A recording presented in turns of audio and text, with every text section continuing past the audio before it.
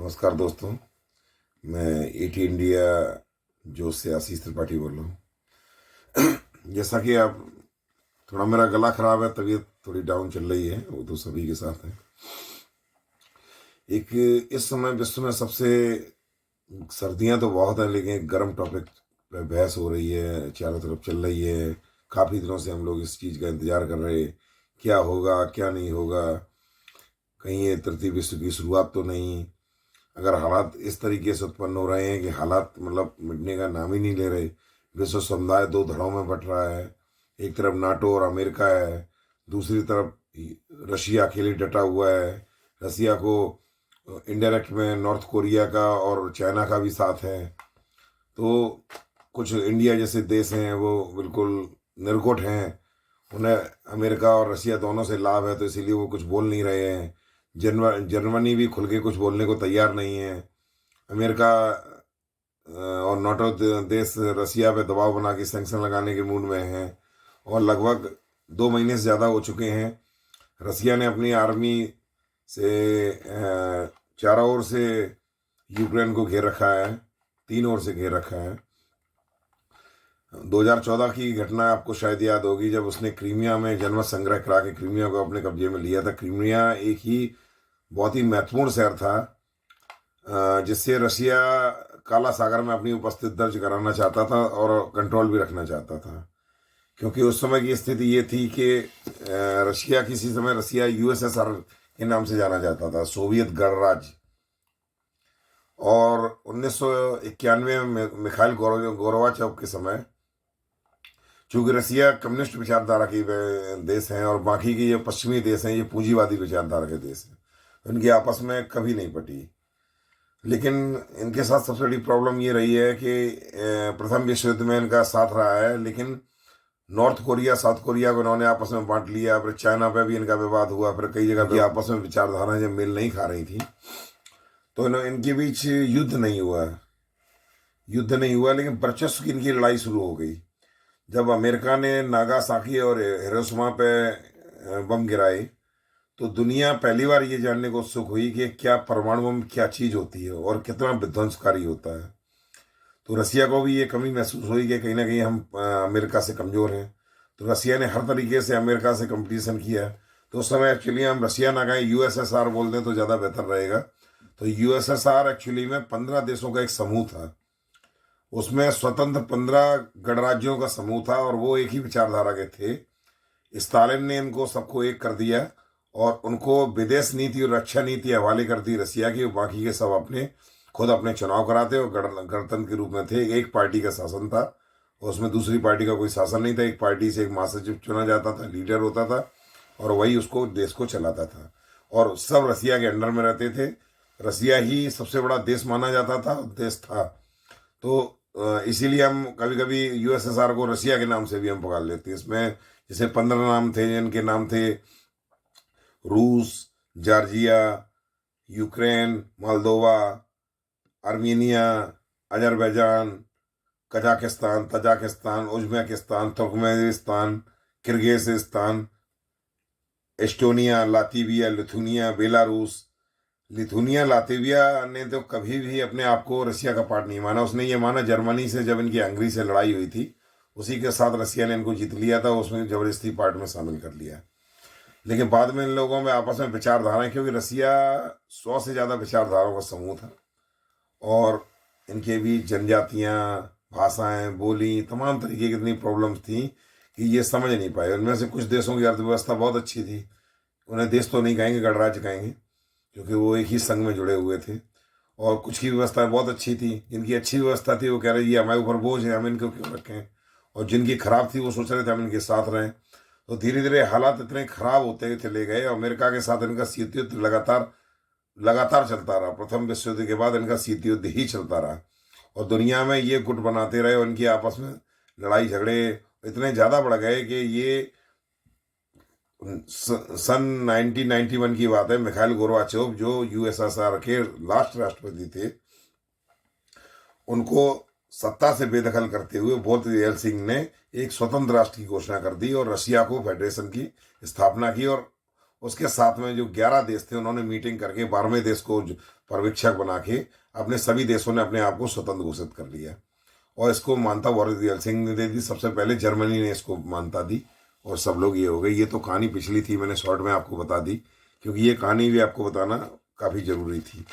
इसके बाद हम आ जाते हैं जो हाल के जो हालात चल रहे हैं, चारों तरफ इतने हालात चल रहे हैं कि मतलब हम सोच भी नहीं सकते कि दुनिया किस मुकाम पे पहुंच गई और हम कहाँ कहाँ तक पहुंच गए हैं।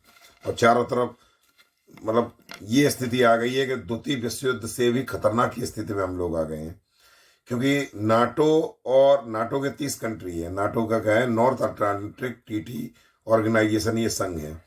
इस संघ का जो मुख्य उद्देश्य ये है कि अगर किसी एक देश पर आक्रमण होता है तो सभी देश मिलकर उस देश की रक्षा करेंगे और जिस देश ने आक्रमण किया है उस पर अटैक करेंगे जाके। और जहाँ तक मेरा मानना है और सोचना है, इसमें से कई देश इतने शक्तिशाली हैं कि वो अपने आप में काफ़ी क्षमता रखते हैं, जैसे फ्रांस है, जर्मनी है, तमाम देश हैं वो अपने आप में क्षमता रखते हैं।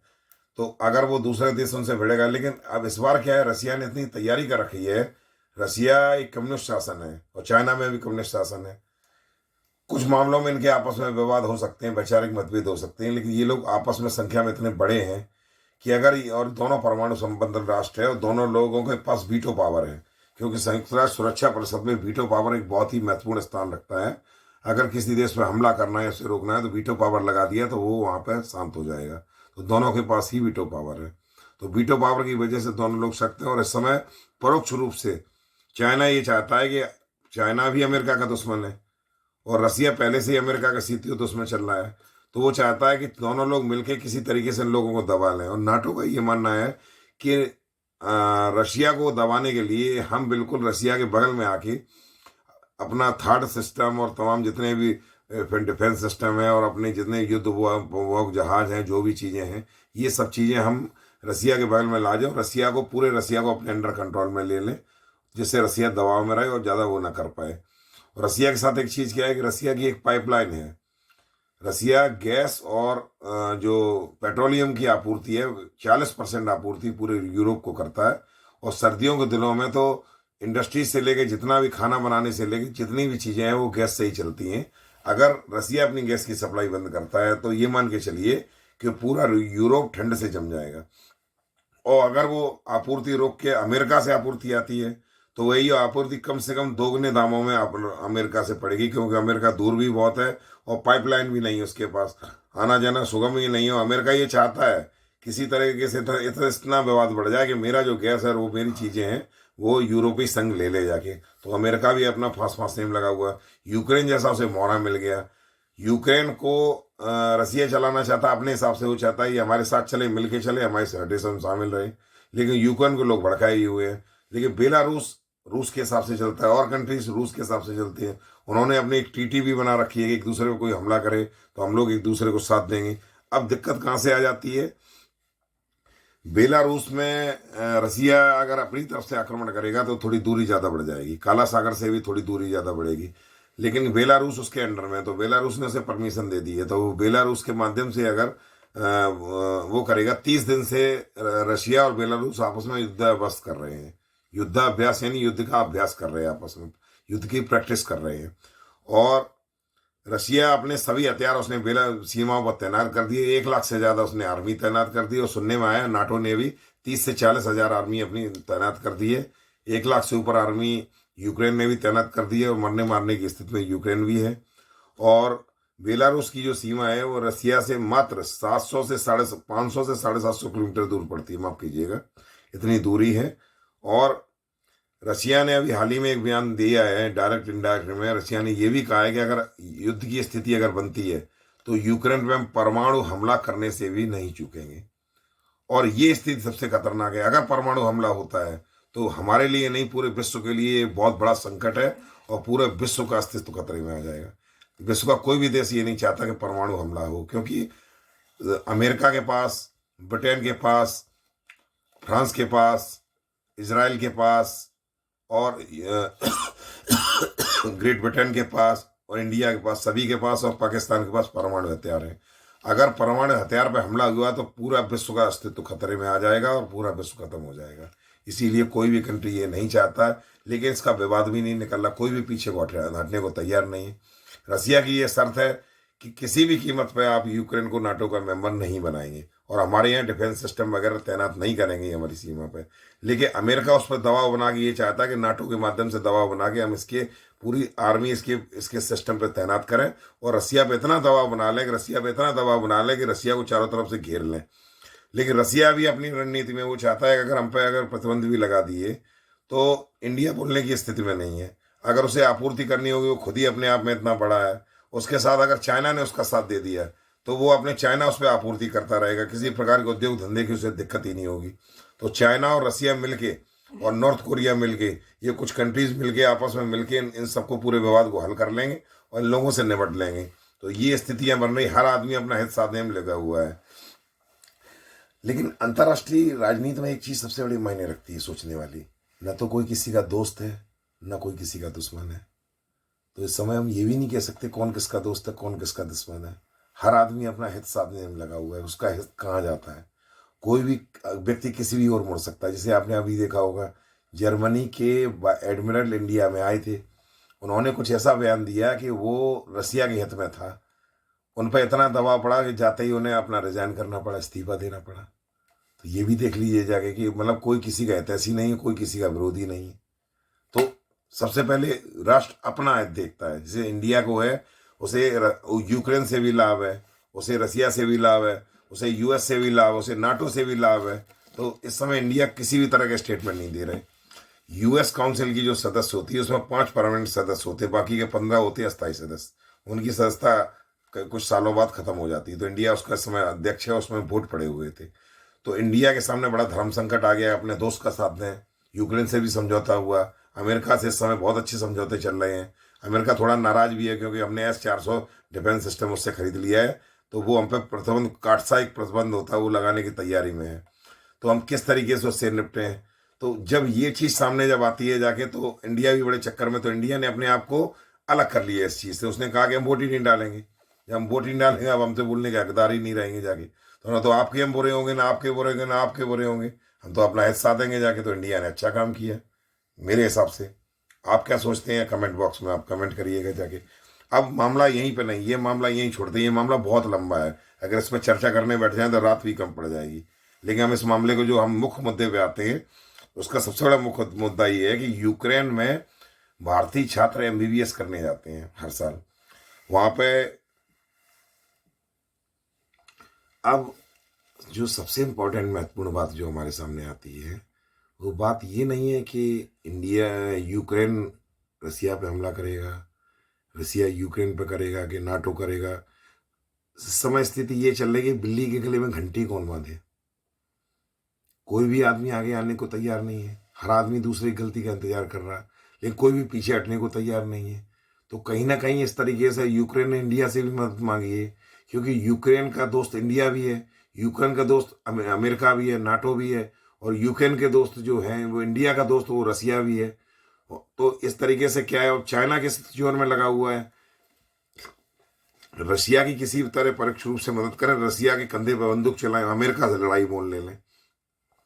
और ये बात रसिया भी अच्छी तरह जानता है। तो इंडिया का साथ ना लेना पड़े, तो कुछ वो समझौते करना चाहता है। इंडिया को युद्ध की आपूर्ति आप रोक देंगे तो हम आपका साथ देंगे जाके। अमेरिका और इस समय चाइना सक्षम है, और चाइना चाहता है कि अमेरिका से कुछ इस टाइप की बात हो जाए कि चाइना और रसिया मिलकर अमेरिका को बिल्कुल नाको चने चब्बा दें। अब रसिया ने क्या किया, रसिया अपनी जो युद्धबंदी में लगा हुआ, काला सागर पड़ता है, जो आपको पता ही होगा काला सागर पड़ता है। तो काला सागर में जो होता है, कुछ देश है काला सागर में, जैसे जॉर्जिया, तुर्की, बुल्गारिया, रोमानिया, यूक्रेन और रूस, ये काला सागर की इनसे सीमाएं मिलती हैं। तो उसी में जो हमने आपको बताया, क्रीमिया, क्रीमिया एक महत्वपूर्ण बंदरगाह या जगह है, वो जन्म संग्रह हुआ है। तो जन्म संग्रह में यूक्रेन से वो क्योंकि वहाँ पे जो भाषाई थे वो पूरे थे रसियन, वो चाहते रसिया फेडरेशन में मिलने के लिए, तो वो सब रसिया में आ गए। तो रसिया का वो पार्ट बन गया है, इसीलिए रसिया भी वहाँ पे देते। इतने कंट्रीज काला सागर में पूरे पूरे आ गए। 2014 की लड़ाई में जो क्रीमिया इसके हाथ से निकल गया था। अब क्या दिक्कत हो गई, रसिया ने 1 लाख से ज़्यादा सैनिक तैनात कर दिए, नाटो ने भी शांति सेना के नाम पर 30-40 हज़ार सैनिक भेज दिए। इधर यूक्रेन में 1 लाख से सैनिक, वो भी अपने युद्ध आभास में लगा हुए, मरे या जिए वो चाहता है हम किस तरीके से करें। रसिया ने S-400, सुखोई और स्टिगर, पनडुब्बी, वारशेप, एयरक्राफ्ट कैरियर और जितने भी अपने लड़ाकू जहाज थे, पनडुब्बियां थीं, और जितने भी हो सकते डिस्ट्रॉयर और जो भी होते हैं उसके हिस्से में, 12 मिसाइलें उसने अपनी वो काला सागर में तैनात कर दी, बेलारूस में तैनात कर दी। 1 लाख आर्मी वो ऊपर आए हुए, अपनी लटाए हुए, पूरी उसकी आर्मी की सीमा पर लटाए हुए है। तो रसिया भी किसी भी कीमत पर हटने को तैयार नहीं है। और सुनने में ये आ रहा है, ये रणनीतिकार बता रहे हैं, क्या बता रहे हैं, कि रसिया ये चाहता है कि जैसी सर्दियां ज़्यादा बढ़ जाएं, अभी दलदल है वो क्षेत्र, यहाँ की सीमा है, तो टैंक आना जाना नहीं हो पा रहा है, और जैसे ही वो दलदल हट जाए, हवाई हमले करके वो दलदल में अपने टैंक घुसेड़ के वो वहाँ पे जनमत संग्रह कराएगा, और कैसे भी करके पूरा नहीं तो कम से कम यूक्रेन का आधा पार्ट वो अपने में मिलाना चाहता है। यूक्रेन होके गैस की पाइपलाइन निकली है जिससे पूरे यूरोप में सप्लाई है, तो यूरोप इसलिए परेशान है। अगर गैस पाइपलाइन नुकसान होती है तो अमेरिका से दोगुनी दामों खरीदनी पड़ेगी। हर आदमी अपना हित साथ देने में लगा हुआ है। अब दिक्कत क्या आ रही है, यूएनओ में वोट की बारी आई तो इंडिया ने किसी को वोट नहीं दिया, इंडिया किसी का बुरा नहीं हुआ। और सबसे बड़ी बात यह है कि जर्मनी खुल के नहीं बोल पा रहा है, जर्मनी युद्ध भी नहीं चाहता, युद्ध चाहता भी है। अब जो मेन दिक्कत आ रही है वो ये है कि यूक्रेन और रसिया में इंडियन छात्र फंसे हुए हैं, विशेषकर यूक्रेन में 20,000 18,000 से ज़्यादा छात्र फंसे हैं। और जब कोरोना काल आया तो वो सब छात्र निकालने के लिए एयरलिफ्ट किया गया था। तो एयरलिफ्ट में क्या किया गया कि वहाँ से सब छात्र निकाल लिए गए। तो एक यूनिवर्सिटी वहाँ पे 188 साल पुरानी यूनिवर्सिटी है, उसका नाम है, एक तो नाम भी बहुत अलग अलग टाइप के हैं, तारासेव चेको नेशनल यूनिवर्सिटी है, उसमें 300 स्टूडेंट से ज़्यादा हैं। तो वहाँ से निकालने के लिए वो लोग आपस में बात भी कर रहे हैं, उनके भाव भी जुड़े हुए हैं। फ्रांस, ब्रिटेन और पूरे यूरोप ने कह दिया कोई भी हमारा यात्री यूक्रेन की यात्रा न करे, जो लोग हैं वो वापस आ जाए। कुछ लोग अपने दूतावास को भी वापस बुला रहे हैं। ऑस्ट्रेलिया ने अपने दूतावास खाली करवा लिया। भारत सरकार भी इसी स्थिति में नज़र रखे हुए कब सुरक्षित निकालना है। तो और लोग अपने दोस्तों की चिंता में भी हैं, हमारा दोस्त किस देश का है, कहाँ निकलें, क्या करें। तो मतलब ओवरऑल ये है कि युद्ध का इतनी तैयारी चल रही कि वहाँ जितनी ठंड है वो सब गर्मी में बदली हुई है, और किसी भी तरह कोई युद्ध नहीं चाहता है, लेकिन युद्ध से बचने का कोई उपाय भी नहीं मिल रहा है कि उपाय क्या हो। कोई भी झुकने को तैयार नहीं है, क्योंकि यहाँ जो युद्ध है जो असली है वो पूंजीवादी विचारधारा और कम्युनिस्ट विचारधारा का युद्ध है। तो हम तो चाहते हैं भगवान करे ये युद्ध ना हो, क्योंकि ये युद्ध अगर हुआ तो प्रथम विश्व युद्ध, द्वितीय विश्व युद्ध से भी कई गुना ज़्यादा भयानक विनाश होगा।